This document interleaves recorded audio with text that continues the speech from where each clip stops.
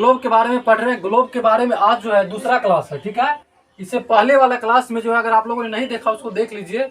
उसको देखने के बाद ये पूरा आपको क्लियर हो जाएगा। आज जो हम पढ़ाई करेंगे आज के क्लास के बाद, इस टॉपिक से, ग्लोब से किसी भी कॉन्टिनेंट हो, चाहे कोई भी महादेश से जो भी सवाल बन सकते हैं, सारा सवाल आपको क्लियर हो जाएगा। जब ये पहले हम जो है अक्षांश रेखा के बारे में चर्चा किए तो उसको आप जरूर देखिए जाके, अगर आपने नहीं देखा होगा तो, ठीक है।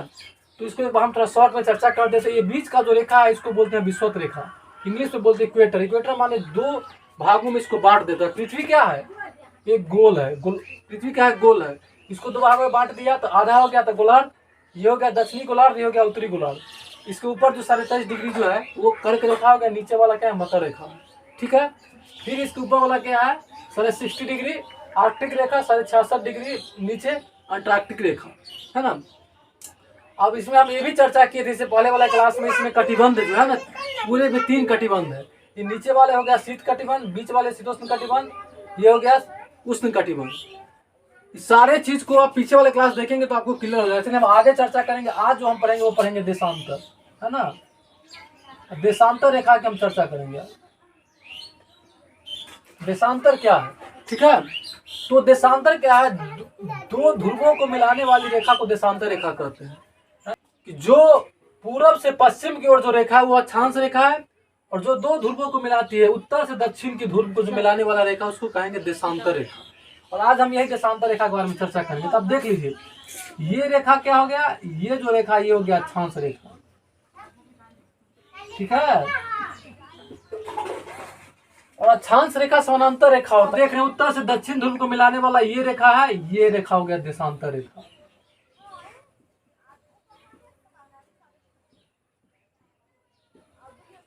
अक्षांश रेखा से जो है हम जगह को निर्धारित करते हैं, कौन सा महादेश में कौन सा जगह किस अक्षांश रेखा पर, उसको देखते हैं। और देशांतर रेखा से क्या होता है, यहाँ से टाइम की निर्धारित, यानी कि समय की निर्धारित होती है, समय का, ठीक है। कहने का मतलब ये हुआ कि देशांतर रेखा से आप ये टाइम जोन को पता करते हैं कि यहाँ पे जैसे कि भारत में अभी कितना टाइम हो रहा था, इस समय अमेरिका में क्या होगा, दिन रात जो होता है 24 घंटा जो टाइम का अंतर है, ये हम किससे देखते हैं, ये देखते हैं देशांतर रेखा से। ये 0 डिग्री जो प्रधान या मध्य रेखा है इसको ग्रीनविच रेखा भी कहा जाता है, क्योंकि ये लंदन से ग्रीनविच के होकर ये गुजरता है। हाँ, इसको कहिए प्रधान या मध्य या ग्रीनविच रेखा भी इसको कह सकते हैं।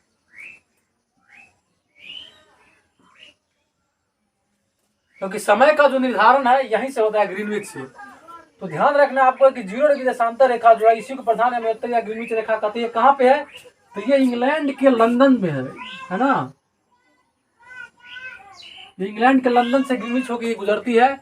और ये जो है यूरोप के 3 देश से होकर गुजरता है, इसको भी नोट कर लीजिए आप। एक हो गया, पहला हो गया, एक तो पहला हो गया इंग्लैंड, दूसरा हो गया स्पेन, और तीसरा फ्रांस। ये तीनों देश कहाँ का है, ये है यूरोप का। आपको ध्यान ये रखना है कि प्रधान या मध्य रेखा और ग्रीनविच रेखा जो है वो लंदन से होकर गुजरती है। और ये जो है इंग्लैंड, स्पेन और फ्रांस, ये यूरोप के 3 देश से गुजरती है। प्लस यूरोप प्लस जो है ये अफ्रीका के 5 देशों से गुजरता है, अल्जीरिया, माली, बुर्किना फासो, घाना, टोगो।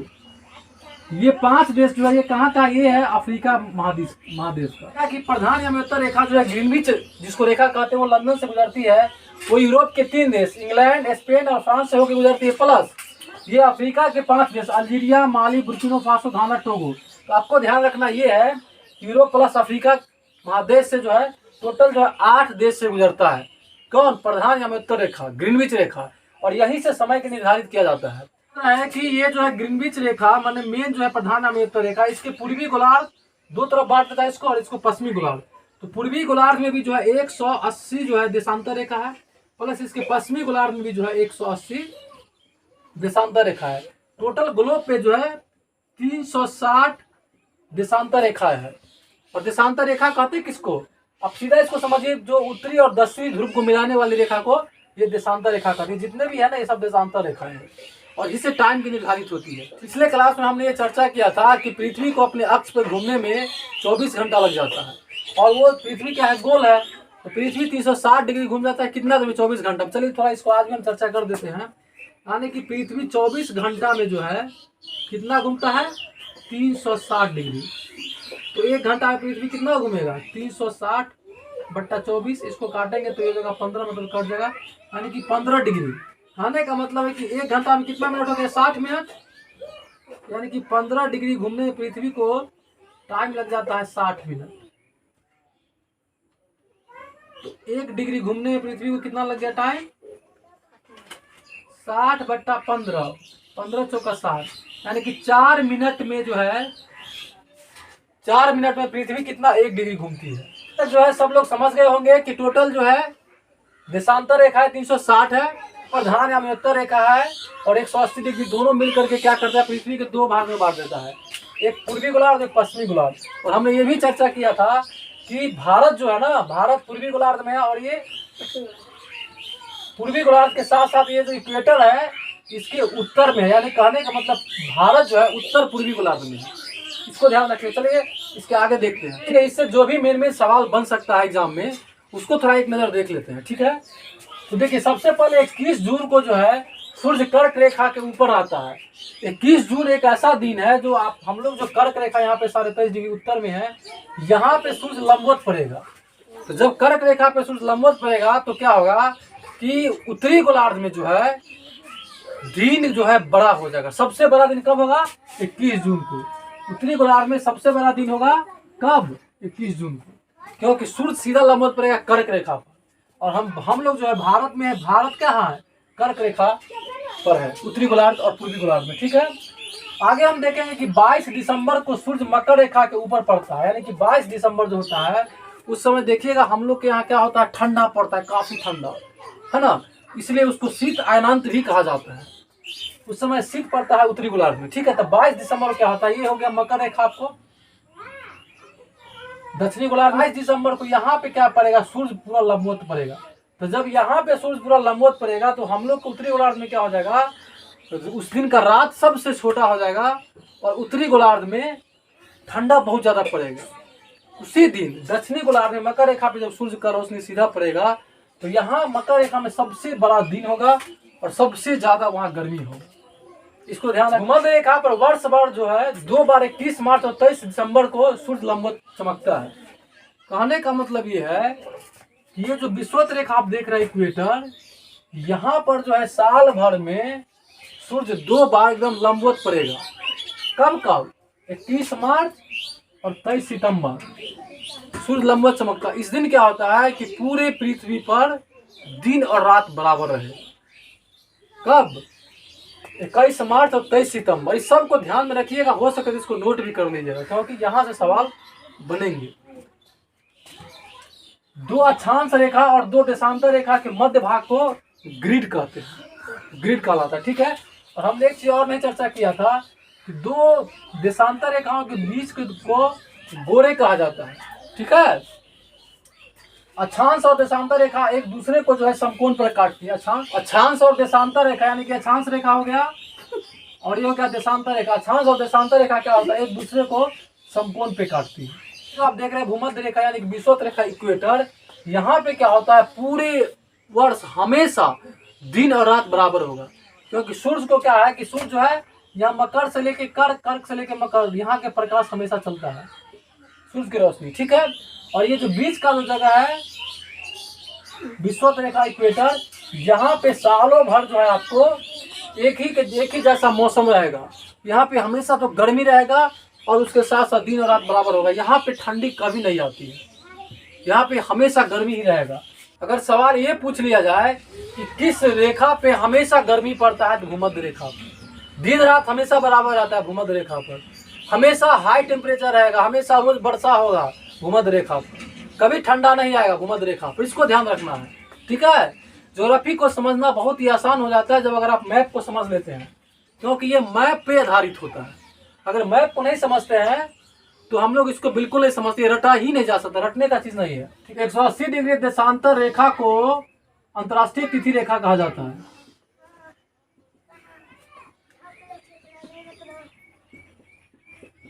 अंतर्राष्ट्रीय तिथि रेखा कहा जाता है, ठीक है। और इसको जो है 1884 में निर्धारित किया गया था। 1884 में क्या हुआ था, इसको निर्धारित किया गया था कहाँ, वाशिंगटन में।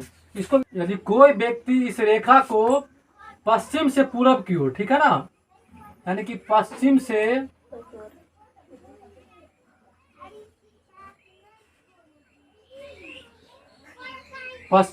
पूर्व की ओर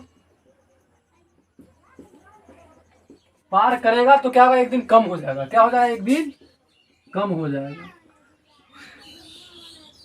क्यों ऐसा होगा, क्योंकि पृथ्वी जो है वो अपने अक्ष पर पश्चिम से पूरब की ओर चलता है। क्या करता है, पश्चिम से पूरब की ओर चक्कर लगाता है, पश्चिम से पूरब की ओर। इसको ध्यान रखना है। कभी कभी सवाल ऑब्जेक्टिव में ये भी पूछ लिया जाता है। इसलिए जो व्यक्ति अंतर्राष्ट्रीय तिथि रेखा को 180 डिग्री देशांतर रेखा को पश्चिम से पूरब की ओर पार करेगा अगर इसको, तो उसको क्या होगा, एक दिन की उसको बचत हो जाएगा, कम हो जाएगा।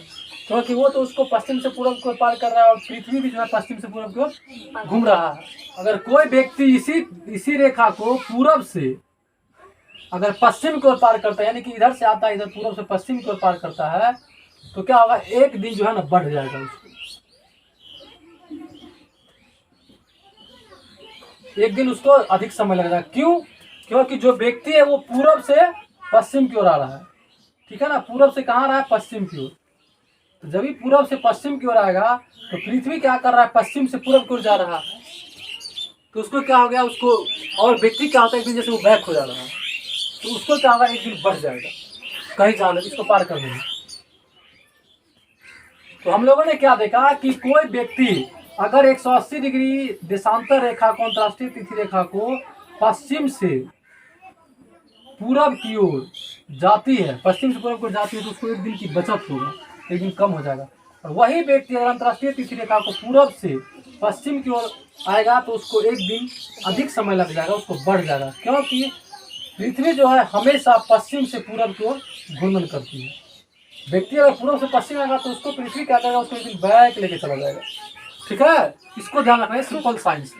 यानी 180 डिग्री जो देशांतर रेखा है उसको हम लोग बोलते हैं अंतर्राष्ट्रीय तिथि रेखा। उसी को 180 डिग्री देशांतर रेखा वो जो गुजरता है वो प्रशांत महासागर से गुजरता है। प्रशांत महासागर के साथ साथ वो बोरिंग जल संधि से भी गुजरता है।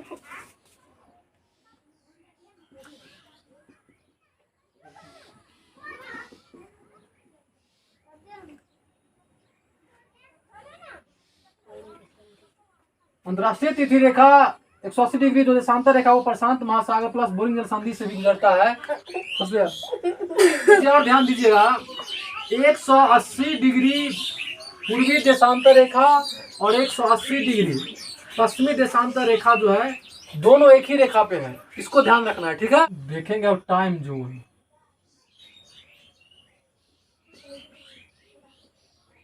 विश्व को 24 समय जोन में बांटा गया है,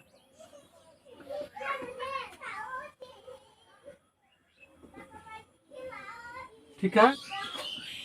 इस समय जोन को जो है 1 घंटे के अंतराल में बांटा गया है, 1 घंटे के अंतराल में, क्योंकि 24 घंटा इक्वल टू 24 जून है ना।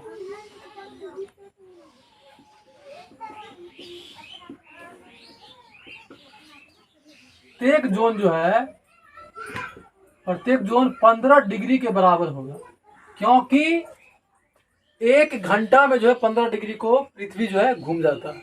हम लोगों ने इसको प्रूफ किया था कि 1 डिग्री को घूमने में पृथ्वी को टाइम लग जाता है कितना, 4 मिनट।